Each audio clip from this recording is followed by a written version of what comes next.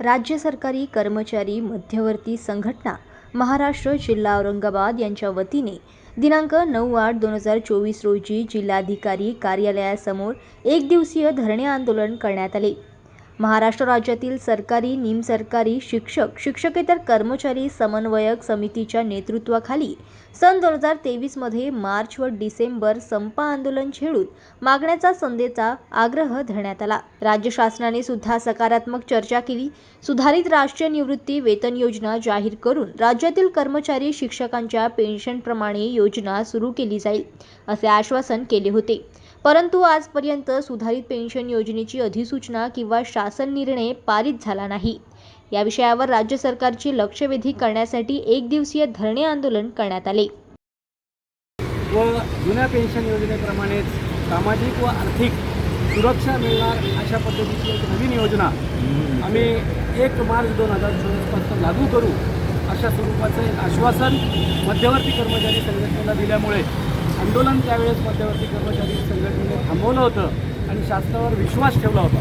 परंतु या विश्वासाला कुठेतरी तडा जातोय आणि पुन्हा एकदा कर्मचाऱ्यांच्या भावना इतक्या तीव्र आहेत।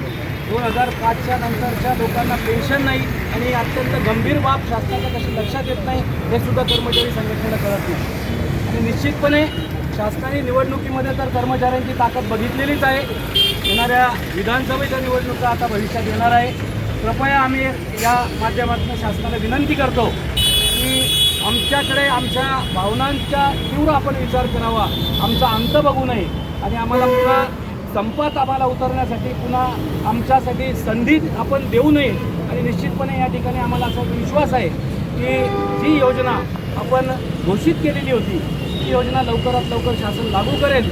यासाठी आम्ही सर्व कार्यालयांवर आज दुपारच्या मध्याच्या सुट्टीमध्ये आज या ठिकाणी निदर्शनं करत आहोत आणि उद्या जर शासनाने आमच्या मागणीकडे गांभीर्याने बघितलं नाही तर येणाऱ्या काळामध्ये आम्हाला पुन्हा एकदा आंदोलनासाठी रस्त्यावर उतरावं लागेल याचं सुद्धा शासनाने लक्षात परंतु शासनाने आम्हाला आश्वासन दिले होते, परंतु ते आश्वासन अद्यापर्यंत पूर्ण न झाल्यामुळे पुन्हा आज आम्ही निदर्शने देत आहोत। आणि आमची रास्त मागणी जी आहे ती म्हणजे जुनी पेन्शन योजना लागू करावी, कारण जुनी पेन्शन योजना लागू करणे ही काळाची गरज आहे व आम्हाला सन्मानाने जगण्याचा एक आमचा हक्क आहे, अधिकार आहे। तो शासनाने हिरावून घेऊ नये।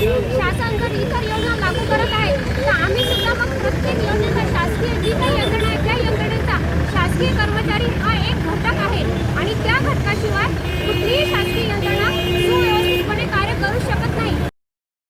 जनमत लाईव्ह न्यूजसाठी छत्रपती संभाजीनगरमधून दिलीप परघट आणि राघोजी पुंडगे यांची रिपोर्ट।